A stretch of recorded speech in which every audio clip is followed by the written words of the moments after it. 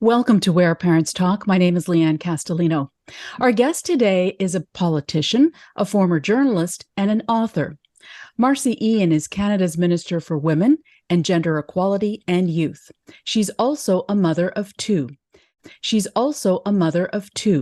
Minister Ien joins us today from Ottawa. Thank you so much for being here. It's so good to be with you, Lianne. Great to see you. Same here. Now, it's been a couple of years or a little bit more than that now that you have made that move from journalism to politics. And I wonder, what has that transition been like for you through the perspective of being a parent?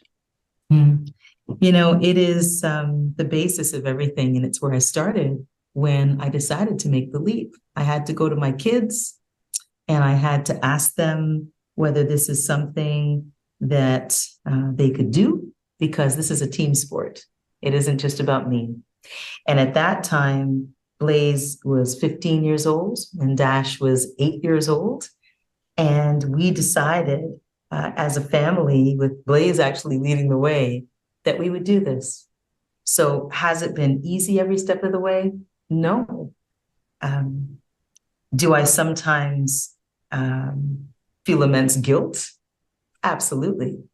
But at the end of the day, I know that I'm in a place where I can impact and affect change in this country along with my colleagues.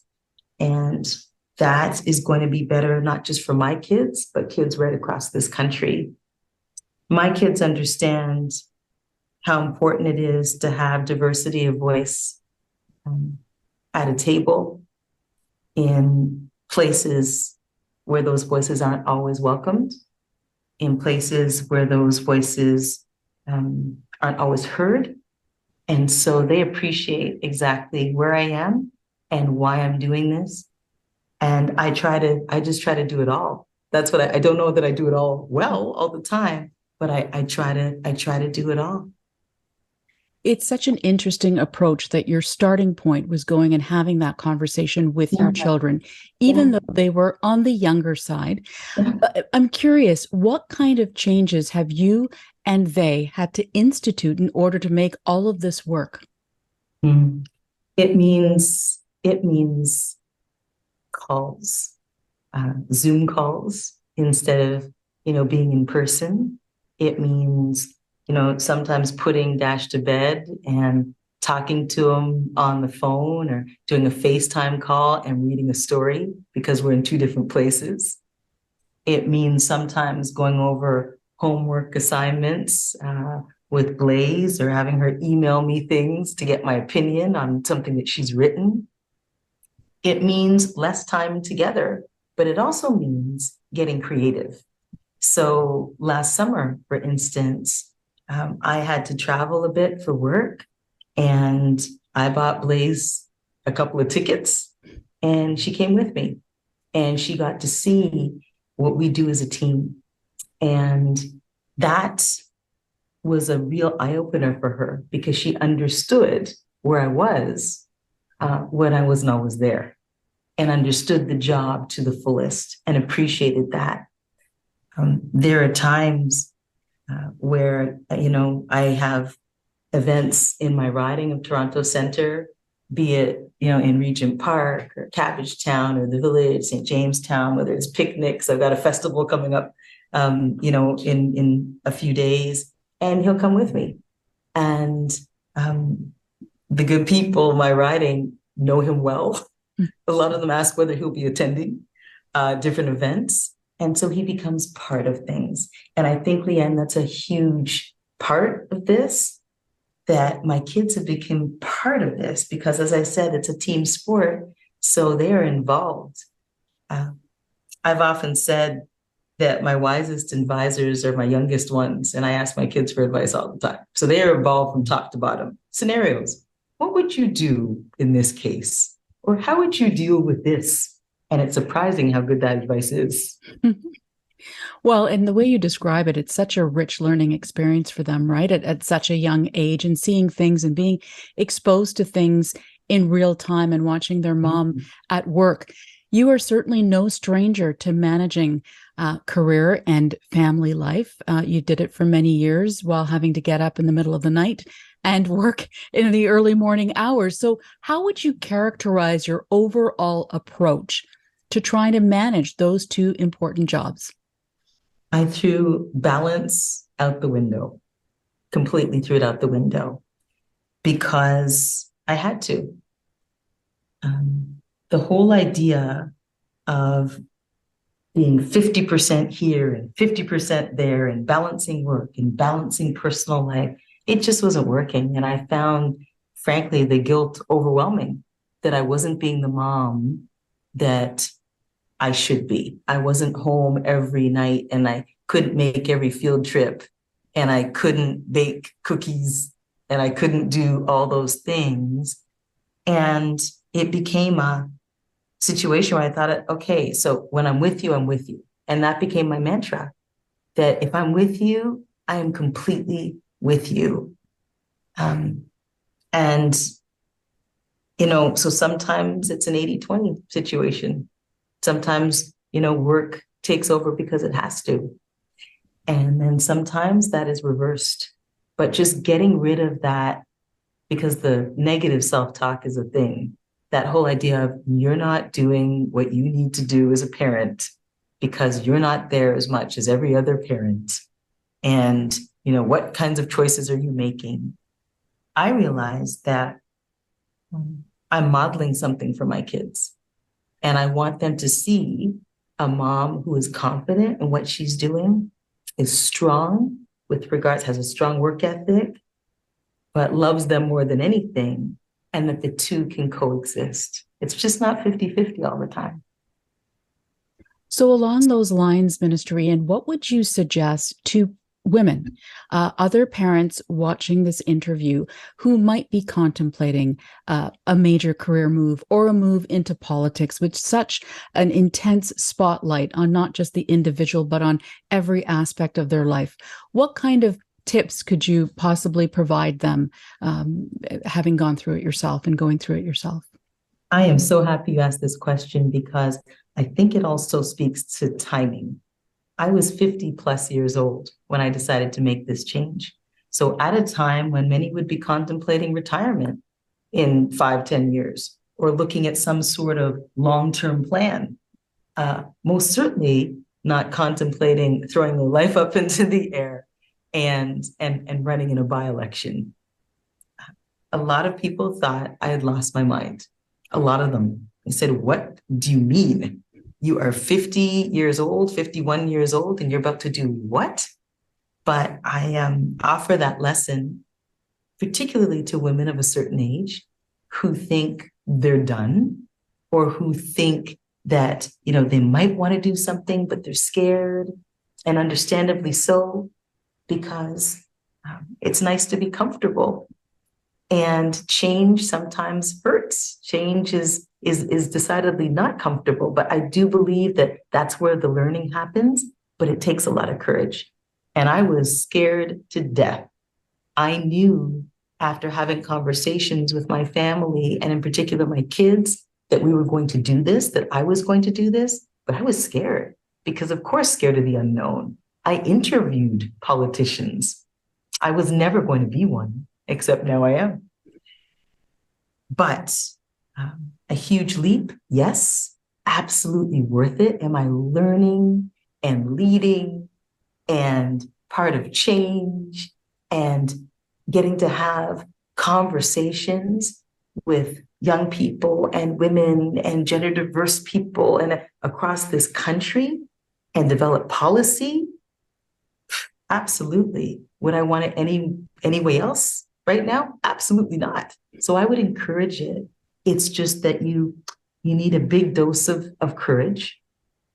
And it also takes somebody or people seeing in you what you don't particularly see. It takes that too.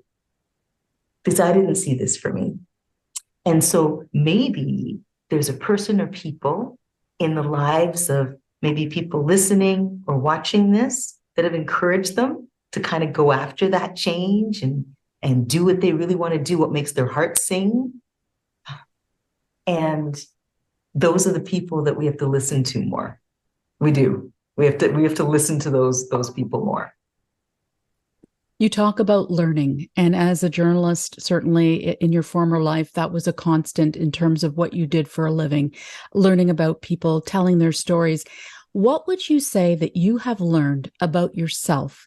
And as well, what have you learned about your children along this particular leg of your journey? That we are highly adaptable, Lianne, highly, more so than I ever thought possible. I never saw this for us, but we're doing it, and we're doing it well, and we're doing it together. So I've learned just how adaptable I can be, and most certainly how adaptable my children are. Is there anything that you wish that you knew at the start of your entry to politics about how it would affect parenting that you now know? Mm. The time. I knew that time, the investment of it would be huge. But it's even more than I thought. It's absolutely more than I thought, because I serve a lot of people. And if my job in Ottawa is done, on a Friday night at 9 p.m., there is work to be done in my constituency with those that elected me on the weekends. And I try to make it a lot more than the weekends, because, it's the people that elected me that I am beholden to. The country, yes, but in particular them. And so it becomes 7 days a week, and is. There isn't a ton of time to turn off. I've tried to do a lot better with that. And I don't take my own advice. And I realize this because this is what I tell all my friends: make sure you make time for you and take time and do all the things. And then, I don't a lot of the time. But it is. And that's why my kids end up they come with me and they experience all of this with me, because that's how we fit our time in. You talk about the constituents in your riding of Toronto Centre, many Yes. of them from St. Jamestown and Regent Park, many of them parents, many of them mothers in particular, struggling during these turbulent financial times, certainly. What are you hearing from these parents and about how difficult it is raising kids today against that kind of backdrop? Mm-hmm. When my parents emigrated from Trinidad, St. Jamestown is where they came. They came to Canada to go to school. And they couldn't afford for both to go at the same time. So my dad went first, and we started in an apartment in St. Jamestown. And it's still like that. It is, my riding is chock full of newcomers, and a lot of people who believe that it takes a village to raise their kids. And it's a beautiful thing to see. Still works that way. And that doesn't mean it isn't hard. And that doesn't mean money isn't tight. But I'll tell you, things like our childcare program, or even more so, a grocery rebate. So let me give you an example. So we've got this grocery rebate, and some may look at it and say, it's a couple $100. What's that going to do? And I always think to myself, you don't know the ladies in St. Jamestown, because they can take $40 and they can stretch it and they can do so much with it. So when we poo-poo and say, well, it's a couple $100 here, or what is GST tax credit? Who cares? It's not much. These amounts mean a lot. And they provide change for a lot of people in my riding, and I've seen it. We know that during the pandemic, there were some that were disproportionately impacted, and that's basically my riding. A lot of people were on the front lines. They were working and they continued to work. A lot of them mothers, And that meant leaving kids at home who were learning at home. It meant a lot of things. It meant mental health challenges. There are investments that we've made, and I was so happy to be at this one in particular, but there's a place in Regent Park called Wanessa, and it was started by a young woman named Numeric. And I first met her, Lianne, in Regent Park, like the actual park. And she was conducting a therapy session with another young person because that is her background. And I introduced myself and I said, hi. And literally on a park bench, they were having a therapy session. And she was explaining to me that she didn't have a place to practice. She didn't have a place. She's a Muslim woman and she wanted to serve racialized kids in a culturally appropriate way, and bring, much needed therapy, mental health awareness to them. So fast forward, and a couple months ago, I was in Regent Park with Minister Bennett, who is this country's first minister for mental health and addictions. And we were in Numeric's new place because Minister Bennett's team had facilitated that. And she was given monies, her team was, to not only get a place, but to facilitate a staff. And there are kids now walking through those doors and getting culturally appropriate, which is so important, help. And it's amazing. So these are the places where, you see some of what we're doing working. We certainly live in uniquely challenging times, if you're a parent, regardless of your economic background. But I'm curious as to what do you say, or what would you like to say to the constituents of Toronto Centre who are struggling, about giving them hope as they are in the trenches like the rest of us, trying to raise children and trying to raise tomorrow's leaders? So a lot of that has to do with education. I've got a couple of universities in my riding, and we talk about these things. I have talked to parents all the time, and they think about things like, well, what should my kids be taking? Because everybody, and listen, love doctors, love lawyers, but immigrant families, when I sit at round tables, want my child to be a doctor, want my child to be a lawyer. And I say, look at the green economy.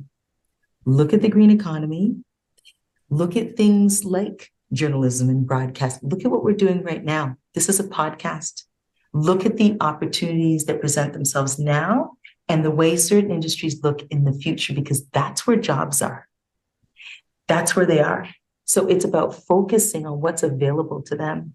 I met with a group of young people that another MP had brought to Parliament Hill today. And I was answering this very question, it's dire, it seems dire. And I said, I see a lot of hope. And I see hope in things like, as I said, the green economy, AI, tech, especially for women, young women and girls. There's this huge array of opportunities. And we as parents can make sure that our kids know about that. Another part of this is housing, transitional housing, not just shelter spaces, but where do women and children who have been victims of domestic violence go? We have provided a lot with regards to that, and there's been some fulsome things in my riding. We have housing specifically for the 2S LGBTQ community. I'm thinking of Friends of Ruby. I'm thinking of a lot of different places, supporting places like Covenant House, supporting, the Young Street Mission, and what it does for communities. They're supporting the 519 and the excellent work it does for the 2S LGBTQ community. So really, as parents, it's making sure that our kids, our young people, know what's available for them, know what their future could look like, know the trends, because that's important too, because there's a lot of hope. I know that we look at numbers sometimes and they look dire, and I am not saying that people aren't suffering, because most definitely people are. But I would say, it's about listening and it's about responding, and that's happening. And I see it on many fronts. And then it's about continuing to listen and understand how we can continue to do that work. You talk about Parliament Hill. Many of your colleagues are mothers themselves. I wonder, what have you learned from your colleagues about this particular leg that you're on, being a parent and being a politician? When you walk into this place and look at the walls and who's on them, women don't see a lot of themselves. I walked past a beautiful portrait of Jean Sauvé, and I think, yes, because there just aren't a lot of us. Or I think about people, like Jean Augustine, and it's hard not to see yourself, but at the same time, it's a quick reminder as to why we need to be here. There are 103 women on Parliament Hill. I was the 100th woman to be sworn in. There are now 103 of us. There are 338 total here. So clearly that number has to go up. The hope is when young people see us here, they understand that this is possible. They understand that there is a seat at the table for them if they so want it one day. And they understand that it's the only way, because we're talking about systems here, systems, ingrained systems, that we're going to continue to see change. So things like hybrid provisions have helped a lot. The ability to vote via an app, to participate in question period, to participate in cabinet, to take meetings and do so using hybrid provisions have helped greatly. I have only been here a couple of years. And so when I started, everything was virtual, but we continue to have those provisions, and I see the difference that it makes. And I have the great privilege of representing Toronto Centre. So a flight for me or a train ride for me isn't as bad as somebody that's coming from, say, BC or Nunavut. These are things to be considered, because for someone that's coming from BC or Nunavut and working all week, traveling back home becomes a pretty onerous thing. And so the question is, how much time is someone having with their family and those that support them? How much time are they with their constituents? And I think these are healthy conversations and good conversations to have, because it's the number one thing that I'm asked, Lianne, how do you do this? Can you do this? And young women in particular, is it possible? How would we juggle family and all of these things? I wish that was a question that young men asked more, which is interesting. But it is the number one question that I get, and hybrid provisions help with that. I'm curious, Minister Ien, as to how would you go about describing your parenting style? Mm-hmm. I'm honest, but I'm also in a position as a parent where I'm open to listening and learning. And I say that because that differs greatly from the way I grew up. And the way I grew up, with all due respect to my parents, was, we're telling you something and you need to do it. there wasn't a lot of participation for me as a kid. It was, here's what's happening, and here's the road you're going down. But now it's about active participation. My kids know that they can speak to me. I definitely listen. They'll let me know if I'm not going the way they need me to be going. And I'll let them know as well. I'll give them my guidance as well. It isn't about friendship. I'm not the kind of mom where I'm friends with my kids, but they know that I'm there for them. They know they mean everything, and they reciprocate that. It's very much an open door. They know that they can come to me with anything, and that's really important, especially these days. Absolutely. Certainly a challenge for all of us, but probably more so parents than any other group is social media.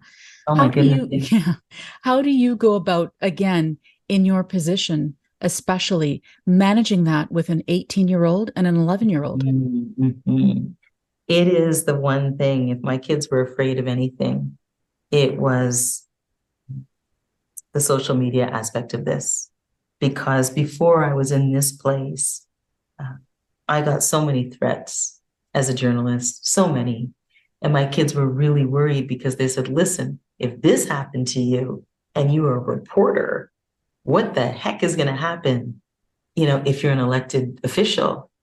And the way I saw it was, well, it couldn't possibly get any worse because it had been so bad as a journalist. It's hard because my kids' family has sometimes been ensnared in all of this, that when people have something to say, and I am all for fulsome conversation, but when they are disrespectful and horrid, that my kids have been caught up in it as well. And it's an unfortunate situation, but I guess that's what happens when, you're a broadcast journalist for 30 years. My kids, I talked about them every day. A lot of their experiences I shared on national television. My kids sometimes walk down the street and people know their names, and I don't necessarily have to be there. So when it comes to things on social media, the thing that scares me the most is that my family is sometimes ensnared in this.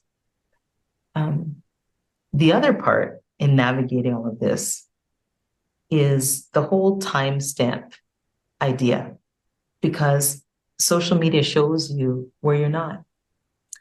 And Blaze would not mind me saying this, but she had a difficult time, in middle school and then into high school, where she could see where she wasn't invited because somebody posted something on Instagram or Snapchatted something. And navigating that road and trying to explain to your kid why they are good enough and why being at that party doesn't matter, although it means the world to the kid, is hard, really, really hard. Dash, my son, isn't on Twitter, isn't on Instagram, but he does have Snapchat. He says I'm not cool enough to be on it, so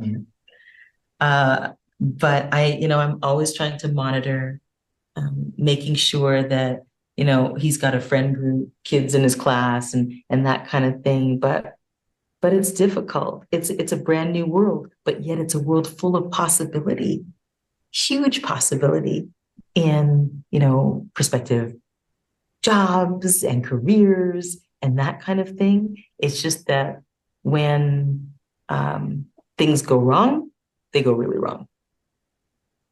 Absolutely. Minister Ien, any advice that you got from your parents, any strategies that they use with you and your sibling that have and continue to be pillars for you in your life as a mom? Oh my gosh, the work ethic. The work ethic for my sister and I. So my sister Lorraine is 7 years older, and it's just the two of us. but our parents worked so hard. They came here. As I said, my dad went to school first and he became an educator. And my mom, didn't become an accountant until she was 40 because she waited and was working as a clerk for the provincial government and took courses and then became an accountant and a tax auditor at the age of 40 and then did that for 25 years. That idea of perseverance where you'll work all day and then come home and study all night and somehow pass these courses and raise kids and do all of these things is unbelievable. But my dad, because he was an educator, could take care of my sister and I. His hours were more conducive. And my mom could study when it was her turn. That is what we saw. That kind of perseverance and that kind of teamwork. And that is amazing. Also, I was really artsy. I was the one that decidedly was not going to be a doctor or a lawyer or any of these things. And as immigrant parents, they let me do what I needed to do. They understood. And I'm not sure why my sister says it's because I was the baby. I was the second born and she didn't get those chances. But they did. And I don't know why they did, but they let me go down a path that they didn't know anything about. They didn't know anything about journalism and television and writing and news and all of these things, but they let me do it. They let me do it. We're almost out of time, but I did want to ask you, what does Mother's Day mean to you?